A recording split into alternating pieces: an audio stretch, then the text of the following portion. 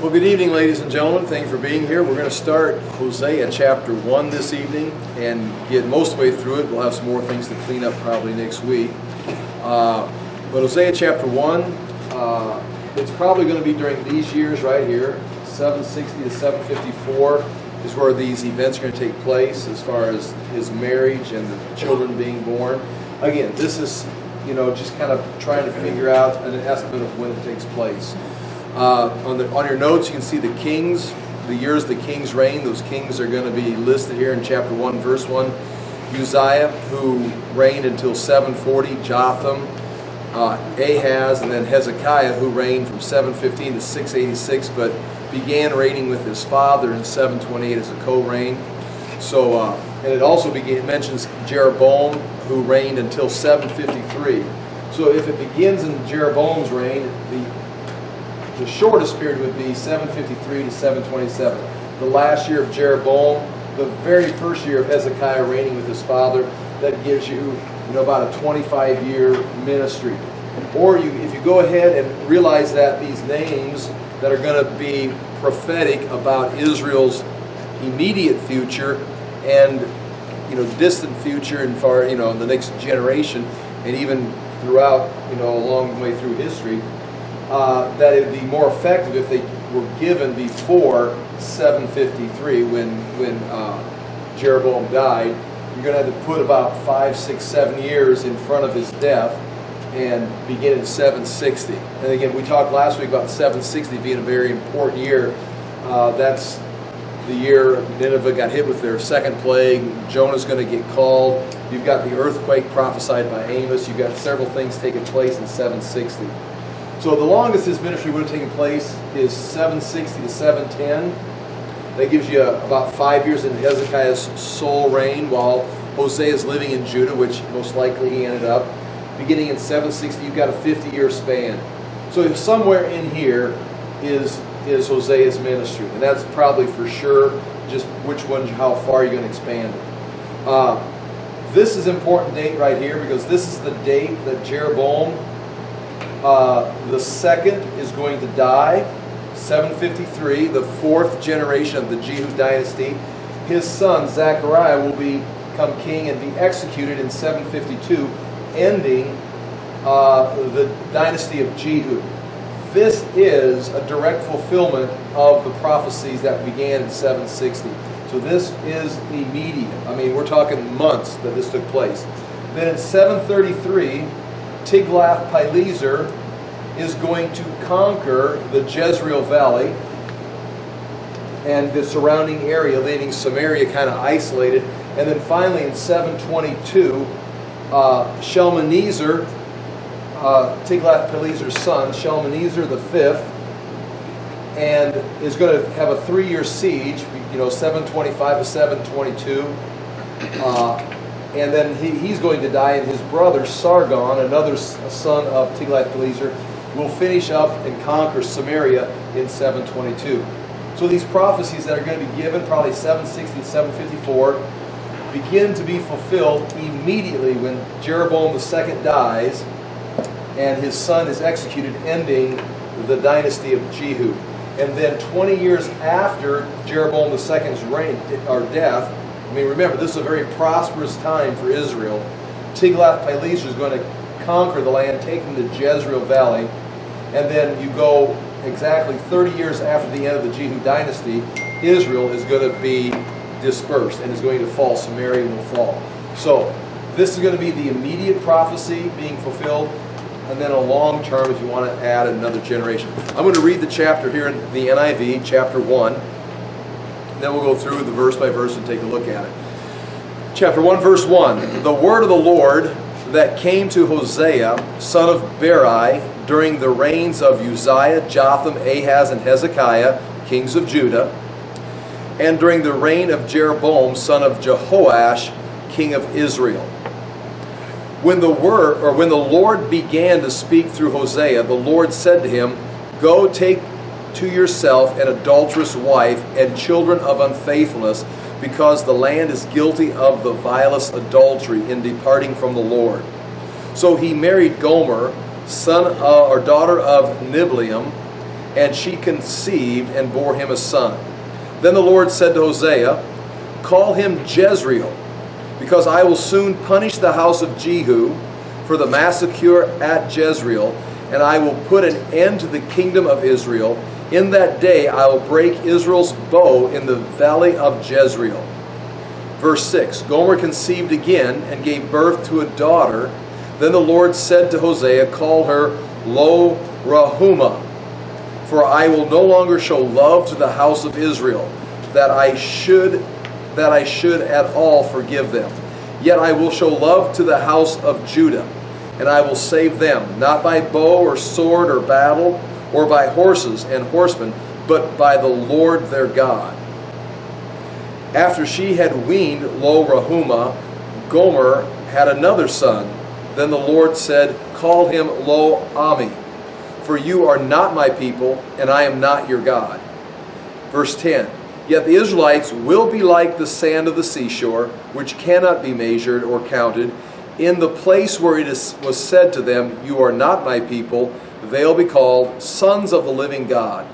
The people of Judah and the people of Israel will be reunited, and they will appoint one leader, and will come up out of the land, for great will be the day of Jezreel. Again, there's Jezreel as another word, and we'll talk about that word, what it means as we get into the notes. Now, looking at page 1 of the notes, at the top there you got Hosea 1:1. And this is now the English Standard Version. The word of the Lord came to Hosea, son of Beeri, in the days of Uzziah, Jotham, Ahaz, Hezekiah, kings of Judah, and in the days of Jeroboam, son of Joash, king of Israel. There you've got the names of the kings list. I've given them to you before, the years, so you can kind of see what's taking place. I gave point 3 is kind of what I introduced with right here, the years of the ministry. The first point 4 there, the word says the word of the Lord came to Hosea. It indicates a prophetic nature. This is the way several of the prophetic books begin, where the word comes, or even sometimes it says the burden came, or the burden was upon. And so it is a prophetic word, being not just the Lord speaking to them, but actually giving them a word that's to be proclaimed. It's the Hebrew word dabar. It's singular, meaning it's a singular phrase word, not the words, but the word singular. It doesn't mean he just gave him one word, but the concept is the word came, this presence came to him, and indicates communication. Other things in that would be interesting or worth pointing out is the father's name is Beeri. I don't know if we need to get into the meaning of the name. The names don't seem to have, the names that have meaning are the ones that God assigns, but Beeri, it means well or pit. And as I write here, what the importance of this name indicates is probably that this is a historical person, a historical Hosea with a historical father. And also in the next verse, we're going to meet Gomer or the next couple verses, Gomer and her father. And there's going to end up being, as it says there, point B, Beeri and Diblaim, who is Gomer's father, are going to, if there's going to be a traditional, typical marriage at this time, the fathers, representing the families, are going to get together, especially since both fathers are mentioned, will get together, and there'll be a negotiation, and there'll be a bride price set, and the bride will be purchased and taken to Hosea. And Hosea will then, in a sense, be responsible for, we don't want to use the term, it didn't mean ownership, but she belonged then to his household. She went from her father's household and went to his household. And so that's why there would be a negotiation. The father is giving up something, Gomer, and the house of Beeri, Hosea's house, is going to be bringing her in. They're gaining a person. They're gaining the daughter. And so there would be a bride price. There would be something negotiated.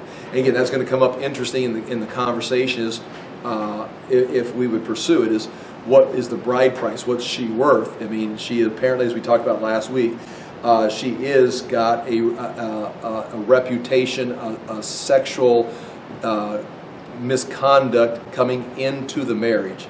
And if you weren't here last week, I got a set of notes back there titled Gomer, where I just typed 9 pages of quotes out of my commentaries that prove my point the first night, very, very weak.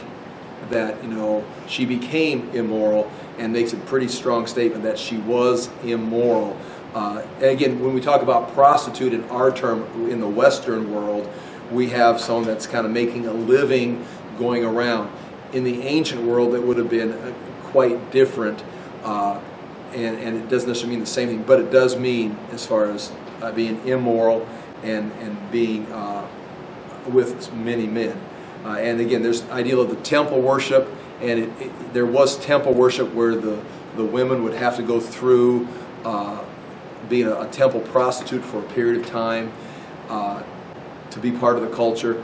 That would be everybody in general, and so that really wouldn't distinguish Gomer from anybody else. So it's probably not talking about temple prostitution, although it may have been included in that. It's clearly, she, as I talked last week, she was immoral coming into the marriage. Now, but anyway, the point there with the father's names, meaning these were historical, and Gomer is not just a symbolic person. She's got a real father who's mentioned here. So again, that whole idea of it just being symbolic, not really being real people, those fathers' names kind of make the indication that these were real people. Again, that's an important point at some point in the conversation. Hosea, it says his name comes from Yeshua, which is a word that from where we get the word save, and it means basically Yahweh has saved. It means help or delivered. Again, not necessarily real important that they all had names that had the Yahweh's name within them. And I don't think we need to get stressed out worrying about those. If anything, the Father's name is important because, again, it makes it historical. Now, chapter 1, verse 2. When the Lord first spoke through Hosea, the Lord said to Hosea, "Go take to yourself a wife of whoredom and have children of whoredom, for the land commits great whoredom by forsaking the Lord." Again, right within there, it's very important. You can see the word whoredom pops up 3 times. And the emphasis, of course, is on Israel. This whole thing is about Israel and Israel's unfaithfulness. It's going to be a sign. It's going to be a prophetic word. And Israel is the target right here. So keep that in mind.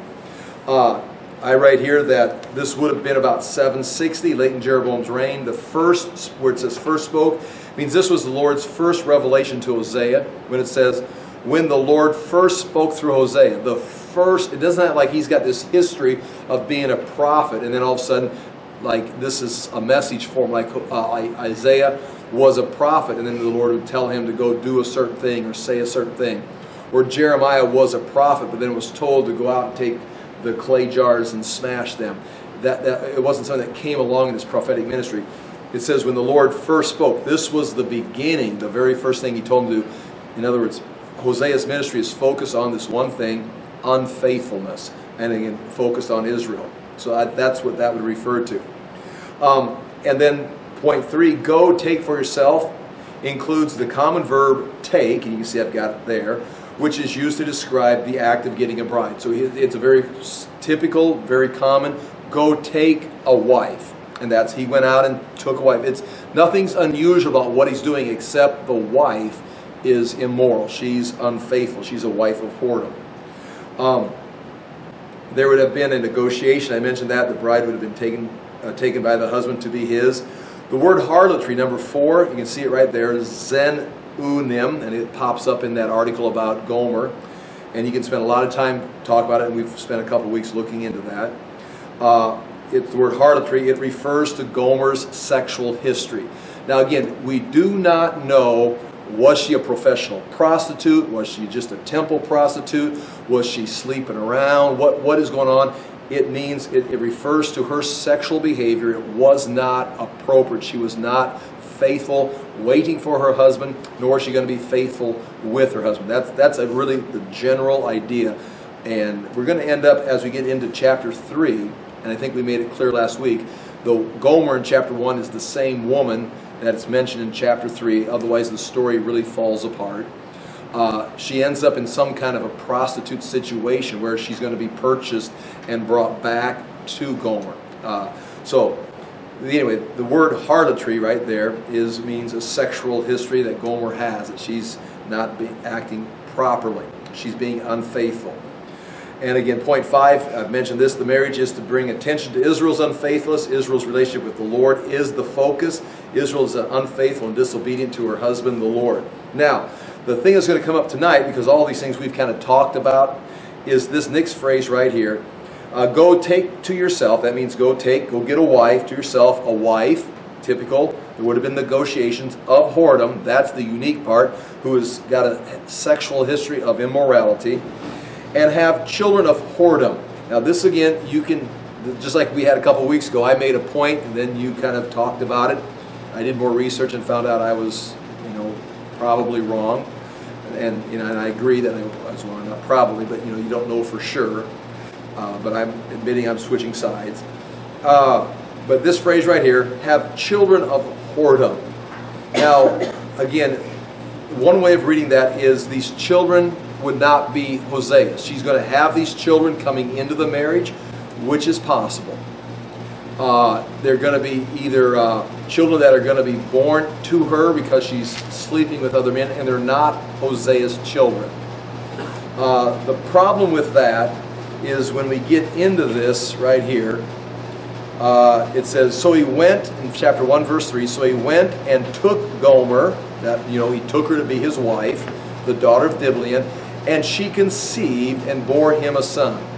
The way that is written is they were married, she conceived with them being together, and it's his child. So this first child, Jezreel, even in the text, is pretty strongly saying it's his child. Now you don't have to agree with that. I'm just saying that's what I think it means. And that's what many commentators think it means. Meaning that's why it's said. The issue then is going to be, well, go ahead and look at chapter 1, verse 3. We'll come back to this. I think I got some other notes I want to go back and look at. But chapter 1, verse 3, the notes there so you can see it. Point 2, bore him a son, is what it says. Or she conceived and bore him a son.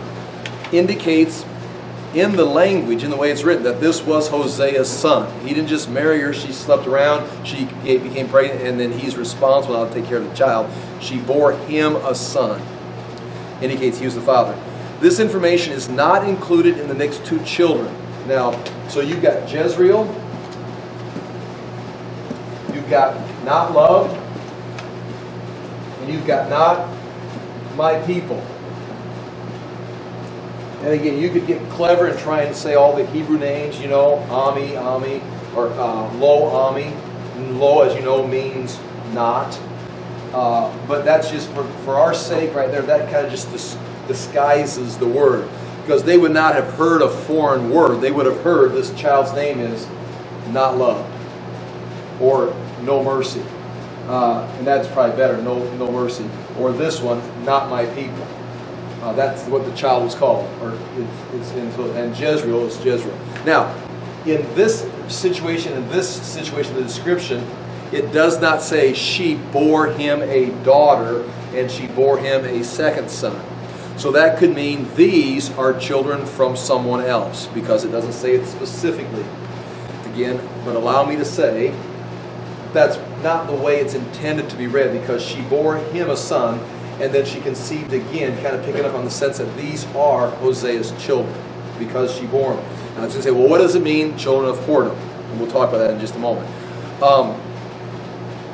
Under chapter 1, verse 3, point 2b, this information is not included in the next two children, which means, one, it is assumed they were also Hosea's children, and the written record is merely condensed and does not include this detail. That's very reasonable. That the second and third children were not Hosea's, but another man's children. That's another way of reading this. Now, some would say all three of them are not Hosea's children, but the text says she bore him a son. It does not say it here or here, which I think it means all three are Hosea's children. They all three might be someone else's, they all three are Hosea's, or Jezreel's Hosea's, and these two are not. Again, there it is. That's the information. Do with it what you want. Now, what's interesting here is this: go back to, I think if you look at point D, right above chapter 1, verse 3, point D, several options are possible. I've got them written down. All are Hosea's children. All were the children of other men. Jezreel was Hosea's, not the other two. Or point 4, you could say this: the details are not known, and are not provided because the emphasis is on the names the Lord gave. So actually, it's like, where are these children coming from? Are they Hosea's children? Are they not his children? Really? Again, that's a good question. Just like, was Gomer faithful coming into the marriage or unfaithful before? It's worth asking, but you got to deal with it and then move on, because that's not what the book's about. I'm not against discussing it and finding it out, and I've got an opinion. I've switched my opinion, and I think we should talk about this. But at the end of the discussion, if you're still not real clear, that's not even the point of the book. The point of the book is, what does Jezreel mean to the people of that day? What does not love mean to the people of that day? And what does not my people mean? And then we draw application from what it means. So remember, this book is not written to us. It's written to that generation, 760 to 720 BC. Now, the word of the Lord, we can glean from it. The Spirit of God is in it. We can learn from it. We can make application, but this is written to them, and they understood what it meant. Whose children they are, I've got an opinion. I think I'm right. But the emphasis is on the names. Now, here is what, go back to page 1. Now, you read this, and again, you can disagree with me, and you have before. When we read right there, go take yourself a wife of whoredom and have children of whoredom, for the land commits great whoredom by forsaking the Lord. The wife was unfaithful to Hosea. Her lifestyle was unfaithful. Now her children are going to be children of whoredom. Now, it seems on the average reading that these children are the product of her whoredom, which means they are not Hosea's children, which is fine if you want to hold to that. But I'm going to present something I think is more accurate, because it says right there, she bore him a child. So that Jezreel is pretty solid Hosea's child. So Jezreel is not a child of whoredom. She's a child of, or he's a child of the husband, the father, the rightful father. A child of whoredom would indicate they're going to pick up the practices of their mother. Not that they're going to become prostitutes, but they're going to live lives that are unfaithful. They're going to be like their mothers, which is more in line with the judgment of Israel. Israel is a culture, it's a generation that's going to produce this kind of people. And that's why you've got the first, second, third, fourth generation, is they continue to decline. And so the fourth generation is going to be like the third generation and continue. And so, like right here, what it's got, I said right here, point 6, children of whoredom on the bottom of page 1 is an exact parallel with wife of whoredom. And I don't think that means the children are going to be going into prostitution or going to be sexually unfaithful to Hosea. But it means, point A, the children will become just like their mother, which fits the imagery reflecting Israel.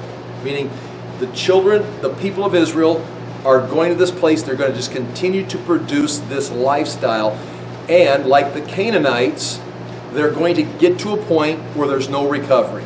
You cannot recover from this. And the Canaanites were wiped out. Israel has now crossed the line. They're going to continue to have children generations after this, and they're going to be disciplined. They're going to be removed. And each generation merely becomes like the previous, and there is no hope. Now, the reason for this, I mean, that's what I think it's indicating. My support would be scriptural. Look in chapter 2. I've got it written right there. I'm going to go ahead and read it, chapter 2, verse 3. Otherwise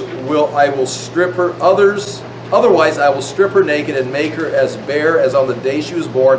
I will make her like a desert, turn her into parched land, and slay her with thirst. I will not show my love to her children, because they are the children of adultery. Their mother has been unfaithful, and she has conceived them in disgrace. She said, I will go after my lovers. And she talks about all the blessings she got from her lovers. And so I will not show love to her children because they are children of adultery. Meaning, I will not have mercy, here it says, because they are children of whoredom. Now again, is that indicating they were the product? In this case, it's talking about Gomer, but it's reflecting on Israel. And it's not that Israel is having children because they're worshiping other gods. they're having children that are going to be in the same image of them. Then another verse like this would be, I thought I had 2 verses there. I do not have 2 verses.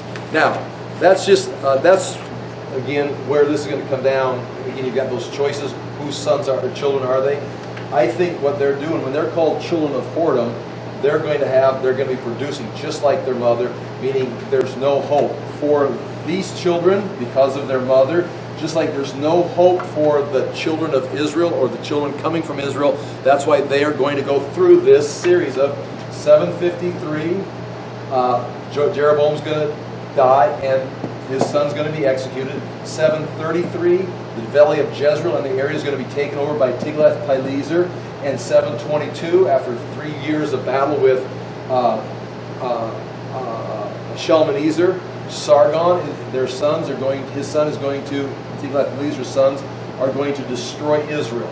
And it's like, this is the total destruction, and they're now dispersed because the children are children of whoredom, or they're unfaithful. In this case, not sexually unfaithful, but unfaithful to the Lord because they've gone after false gods. So nonetheless, I've given you choices. You can make the choice. If you say these are children of prostitution, not Hosea's children, then you've got to deal with that verse that says she bore him a child. And again, that sends us off to looking at something else. Whatever that is, it doesn't, it matters. We want the truth. It may not be explicit in there, but what is explicit is the meaning of the names. So whatever that means, children of whoredom, ultimately it means they're going to be children that are also unfaithful like their mother, like Israel's unfaithful today. Her children are going to be unfaithful tomorrow. It's not like the fourth or the wilderness generation, where that generation, what was unique about that, they were unfaithful, and God says, I'm going to let this generation perish and use the next generation. Because the generation that grew up in the wilderness grew up strong and faithful and trusting God. All he had to do was let that previous generation die, and he was good to conquer the promised land. The Canaanites, they had declined to a place where there was no hope. There's going to just be more and more corruption. We're going to eliminate the Canaanites. In this case, they're not just going to let this generation pass away and start with another generation, because the next generation is also going to be children of whoredom. They're also going to be unfaithful. There's no hope. And that, no matter whose children they are, the message of the book is the children that Israel is producing, the next generation they're producing, is worthless also. There's no sense in saving them. It's not saying that Israel's sleeping with other gods and is having children by these other gods. It means they're producing, maybe they're having morals and the ethics of the other gods, and they're producing children that have the same corrupt behavior. That's the point. Now, what the details are historically, we can talk about that and discuss it. So that's chapter 1, verse 3. So he went and took Gomer, the daughter of Diblaim, and she conceived and bore him a son. Chapter 1, verse 4. And the Lord said to him, now this is going to have, and again, you're always, I'm going to make statements like, I've unraveled the mystery, so you're free to think about it. This is going to have 2 points. It's going to have a now prophecy that's going to be fulfilled immediately, and I think it's going to be fulfilled 753, 754, like I said, which means this prophecy would be between 760, 754. And he's going to say, now, this is what's going to happen. Meaning you don't have to wait for the distant future to see if it's right or not. This is what I'm saying is going to happen. Bam, there it is. But it's also going to have a future, which is going to take place ultimately in 733 and 722. This is going to be the house of Jehu. This is going to be a prophecy about the dynasty of Jehu, which is in the 4th generation with Jeroboam II, ending in the 6 months into the 5th generation. Zechariah, he got up and everybody's wiped out as far as that household. But then as far as not just Jehu, it's going to be the nation of Israel itself is going to lose in the Jezreel Valley in 733 and lose Samaria to the Assyrians in 722. And that's when they go into deportation, and they have been there ever since. Remember, as we talked about in the introduction, what takes place in 722 with the dispersion of Israel, the northern 10 tribes, Yes, some of them came down into Judah. And when we talk about the lost 10 tribes of Israel, they were scattered. But many of them went down into Judah, and when they were taken captive by Babylon, they were taken to Babylon. There's all 12 tribes are in Babylon. All 12 tribes come back. So, I mean, we didn't lose them. We just got, the tribe of Benjamin and Judah. We don't know where the other 10 are. There's descendants from all of them somehow connected with Israel. Now, again, these other nation people, they went out, whatever happened to them, maybe there's some mystery going to take place. What the Mormons, they want us to tell is that the Indians are the 10 tribes, and there's all kinds of fantasies about that. England, they think there's the 10 tribes up in England somehow. They've got the connection. I've even got people emailing me from England talking about saying that Jeremiah, and if you look at, have you heard this before? Jeremiah went to Egypt. I talked about this the other day somewhere in church or somewhere. Jeremiah was taken by the Israelites, people of Judah, down to Egypt when they fled the land. And then Jeremiah, after Nebuchadnezzar came again, Jeremiah and a group of them. Now, this is not Bible teaching. I'm looking at the camera. This is not Bible teaching. This is the way the story goes. Jeremiah and some Jews then just fled. And they got on a boat. They sailed out of the Mediterranean Sea through the Strait of Gibraltar up the coast of Europe and landed in Britain. In fact, there is a group, there is a church, there's an organization, there's a place where Jeremiah went in England. You can Google it, look it up. And I did it when someone was emailing me, a couple people, and they're talking from England saying, well, we are the descendants of the Jews here. Jeremiah came, we've got his church, we've got his burial place right here.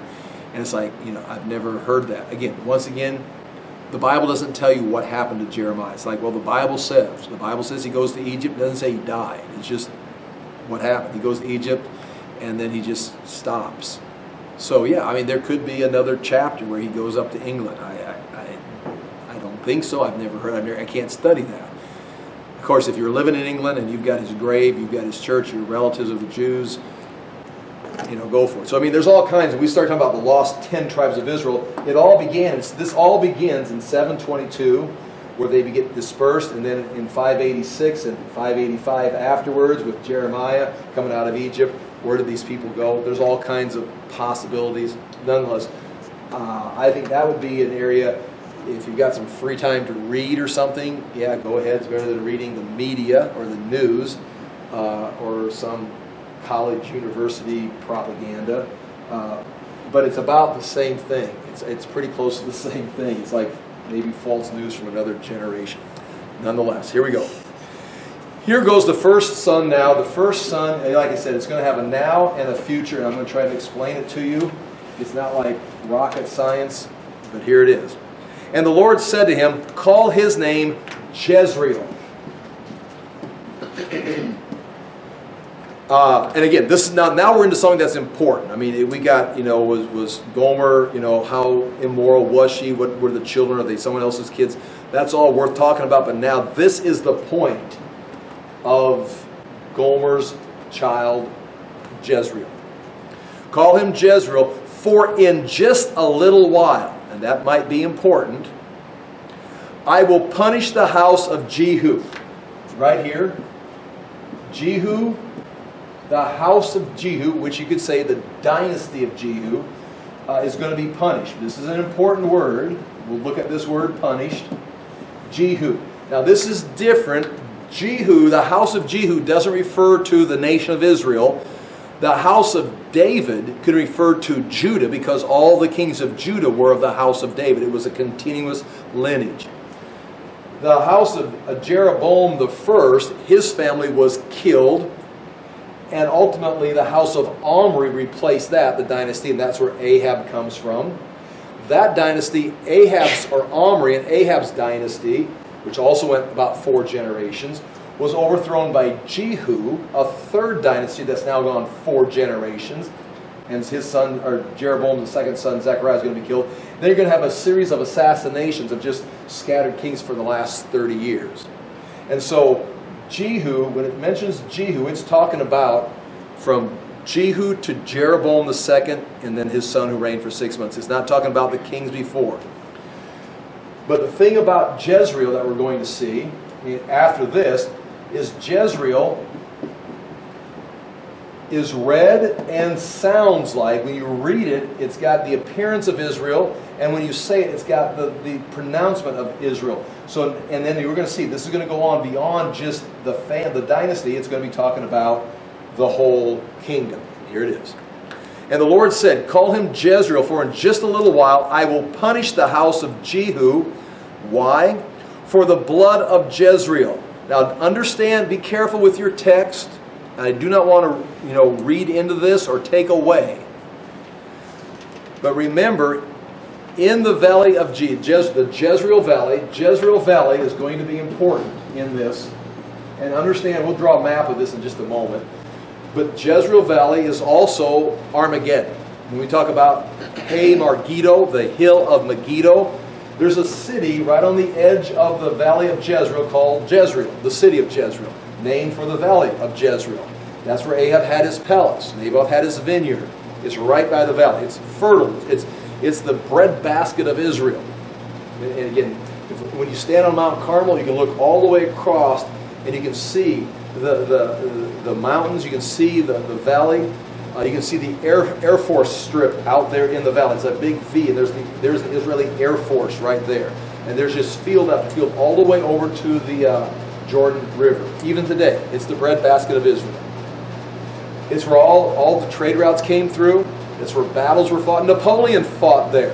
In fact, Napoleon stood on Mount Carmel and looked down and says, indeed, again, I wasn't there. I've read the quote, if he really did it. I don't know if it was on CNN or CSNBC. I don't know where it was. I read the book. But he said, indeed, all the armies of the world could fit into this valley and have a battle. Now again, that was in the 1800s. If that's or 1700s, if that's the case, there it is. Okay, Jezreel Valley. What am I talking about? Jezreel. Sounds like it's Armageddon. I was going to say something. Oh, sure, I'll come back to it. Call his name Jezreel, for in just a little while I will punish the house of Jehu. Oh, for the blood of Jezreel. In this valley, this is where Jehu executed all the sons of Ahab. And the family of Ahab was eliminated, gone. In fact, in the city of Jezreel, from the palaces where Jezebel was pushed out, Jehu went right in and says, throw her down. And they pushed her out of the window. She always put her makeup on. They have found in Samaria, archaeology, they have found a makeup kit, still had the makeup in and stuff. Not that it's Jezebel's, but it's interesting that the first thing she did before she stepped out into the window to look down, she got herself ready for the cameras with her makeup and stepped out to see, and then her servants pushed her out the window and she fell down to the ground and got eaten by the dogs. And they have found cosmetic kits, or a kit in Samaria. It doesn't say Jezebel on it. Although they have found a stone with her name on it, with Egyptian symbols. Okay, I'm going to get lost here again. I'm going to get too much going on. Jehu. Anyway, Jehu executed the dynasty of Omri in the Jezreel Valley. The point here here's what I'm trying to say, is the Jezreel Valley is the place of war. It's the place where dynasties die. It's the place where kingdoms fall. It's a place of bloodshed. Even Armageddon is the Jezreel Valley. Hey Megiddo. Megiddo is a city right near Jezreel, on the same side. The hill of Megiddo. It's called the hill of Megiddo or Armageddon because it's the hill, it's the tell right beside the valley, the Megiddo Valley. So this is a place of warfare. This does not say, I'm going to read the NIV, chapter 1, verse 4. Then the Lord said to Hosea, call him Jezreel, because I will soon punish the house of Jehu for the massacre at Jezreel. Now what do your Bibles say? Do they say something like that? See, that would be an interpretation.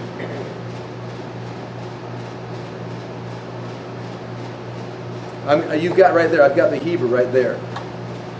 And I'm going to read it. You got to read it backwards. It's English, but you read it backwards, starting on the right.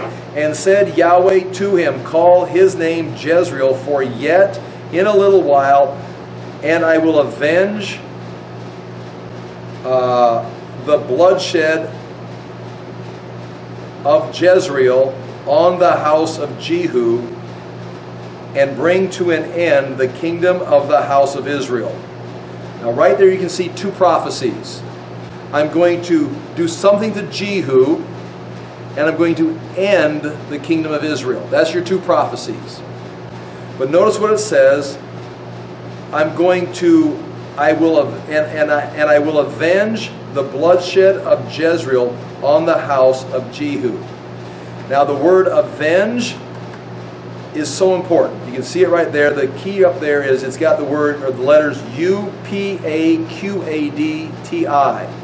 Look in the middle, you can see the word P-A-Q-A-D. Pukad. And that word means to visit. I've got it written down, all the details of this. Where is it at? It's on the next page. Yes. It means to bring, to punish, to avenge. It means to visit or to inspect.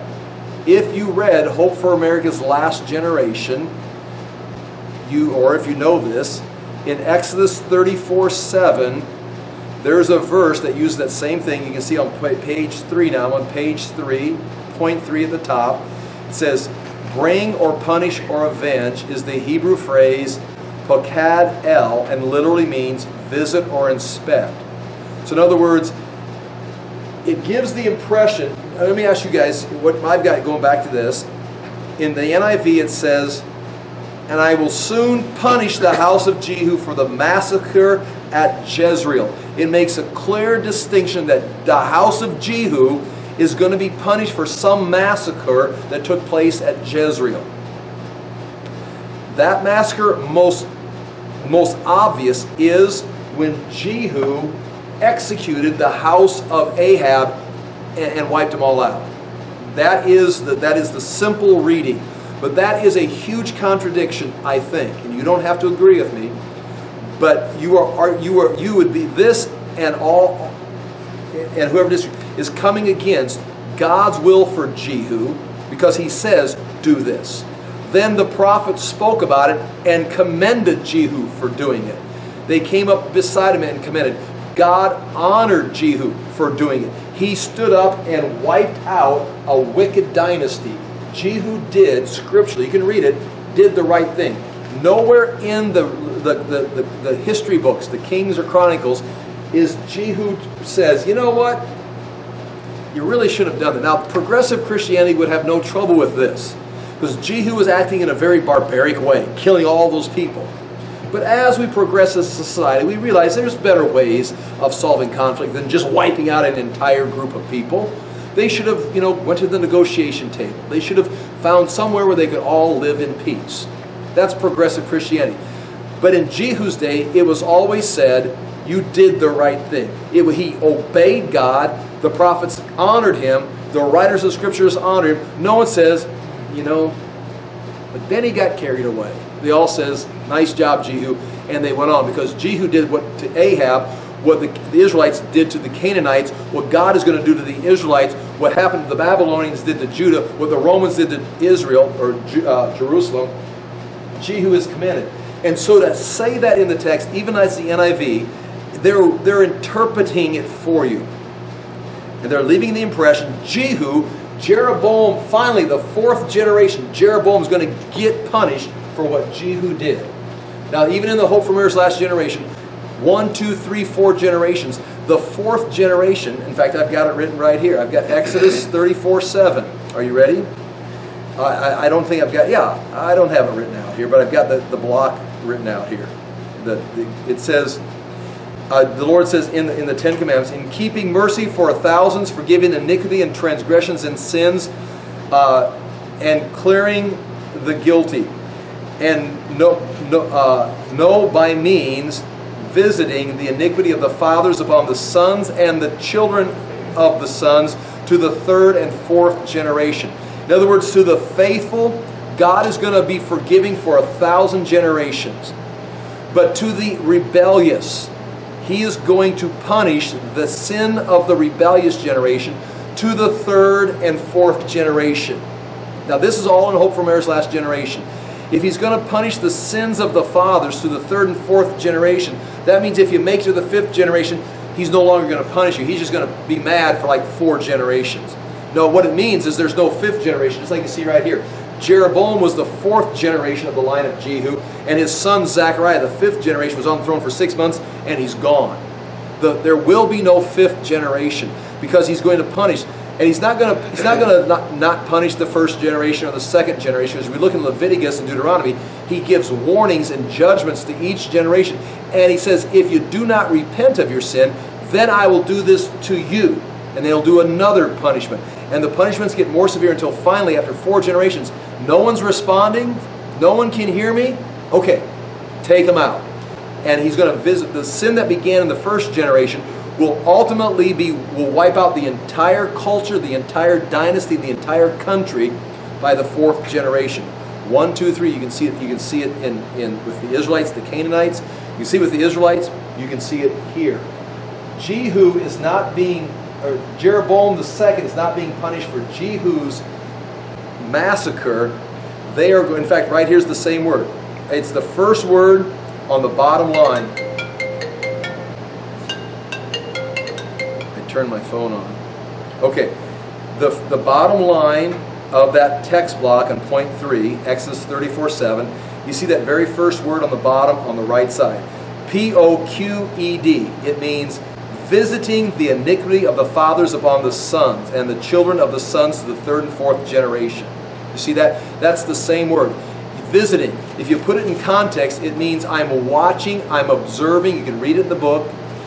Watching it. And if nothing is fixed by the 3rd and the 4th generation, I will bring the wrath. I'll bring the judgment. And that's what's taking place right here. When you go back to page 2 and read the Hebrew, and said Yahweh to him, call his name Jezreel. Now we've got to remember, Jezreel is the place dynasties, empires, kingdoms perish. It's the place of bloodshed. It's the place of swords clashing. It's the place of shedding of blood. Jezreel.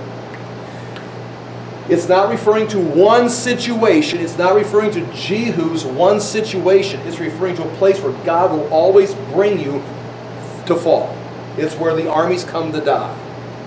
Armageddon, same place. The book of Revelation matches this. And said Yahweh to him, call his name Jezreel.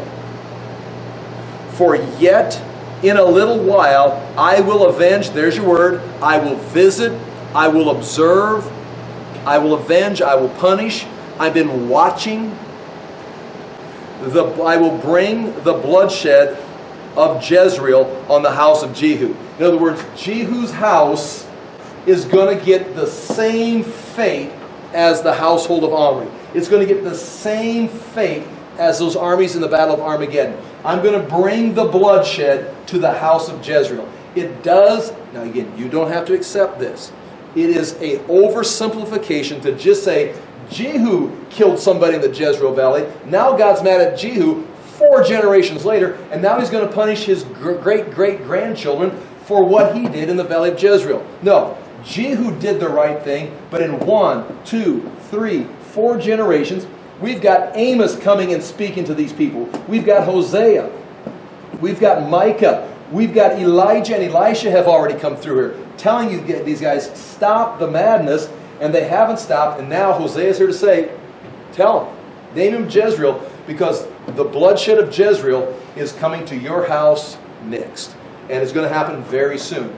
And again, we know this is right if we say 760 is when this prophecy, they got married, 759 is when Jezreel was born, assuming that. We know that this is history, 753, Jeroboam II dies, the end of the 4th generation, and Zechariah 752, the 5th, reigns for 6 months, and he is executed. So we're talking here within 8 years, when he says very soon, I'm going to bring bloodshed on the house of Jehu, and that dynasty is over. Following them is a series of puppet kings and assassinations and chaos, because where this is heading is right here to the next one. Because it says right there, it says, on the house of Jehu, and to bring the kingdom of the house of Israel, or to bring an end to the house of the kingdom of Israel. So this is 753, where this prophecy takes place, and this prophecy takes place in 722. In fact, you can say 752 is when this takes place. 30 years later, this takes place. Does that make sense, what I'm saying? I mean, otherwise, you've got this whole book is now, all of a sudden, God's ticked that Jehu killed Omri's dynasty. And boy, I forgot to judge him for it. It's like, it makes there's no scriptural support, and yet it lines up perfectly with what Jezreel means, with the way these 4 generations have gone, with what Amos and Micah are also saying to this 4th generation, and they're not listening. Okay, then I'm about to bring the bloodshed of the valley of Jezreel on the house of Jehu.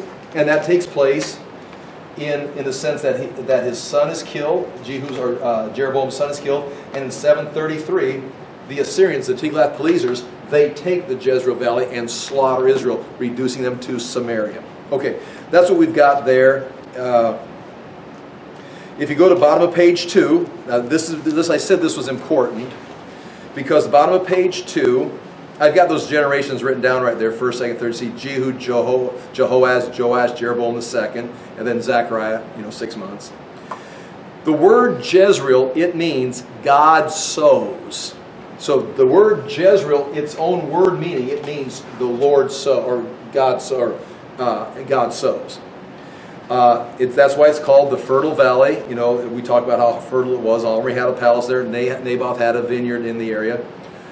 Point B, Hosea may be using a reference to sowing, and sowing in this case to the point of sowing and reaping. What you sow is what you're going to reap. And this is where I've got 2 verses.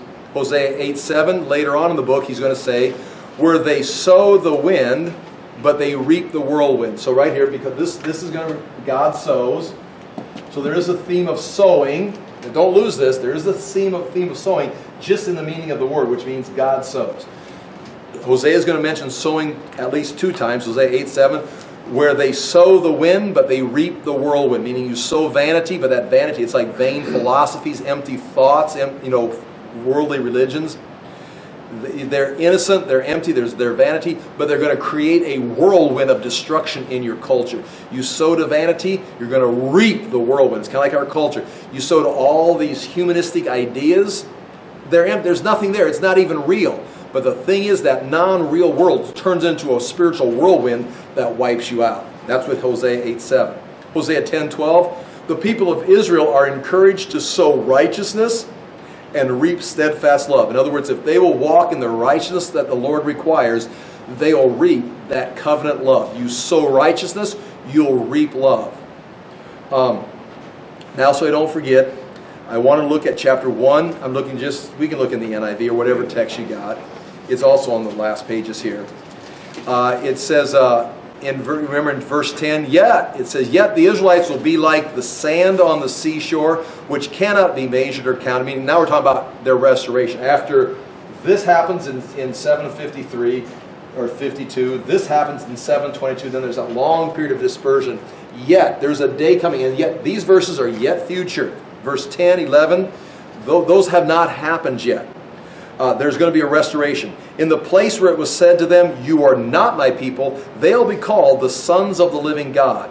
Now watch this. The people of Judah and the people of Israel will be reunited, and they will appoint one leader and will come up out of the land. Watch this. For great will be the day of Jezreel.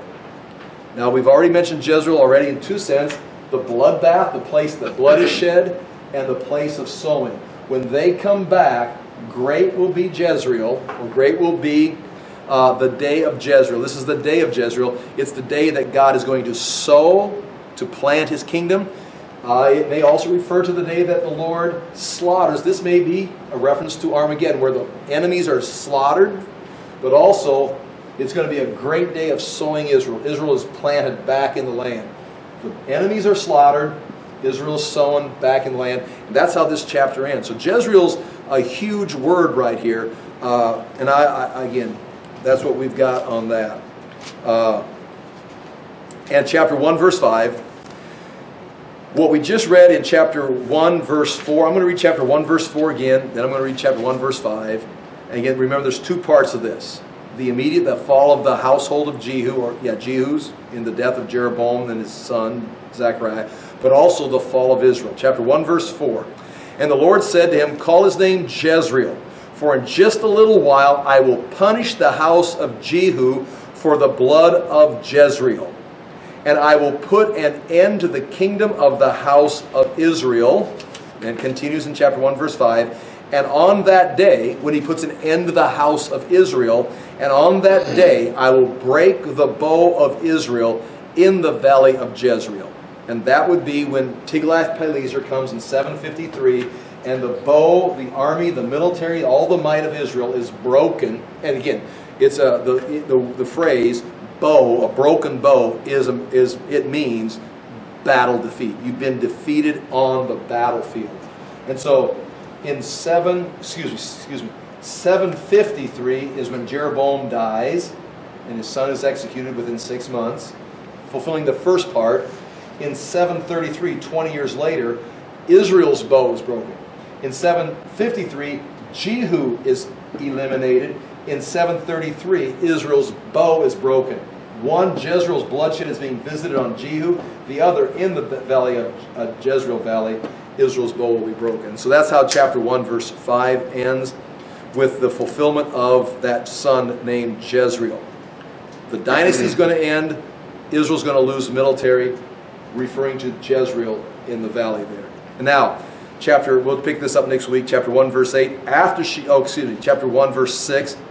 Gomer conceived again and gave birth to a daughter. Then the Lord said to Hosea, call her Lo Rahuma, or where it says not loved or no mercy.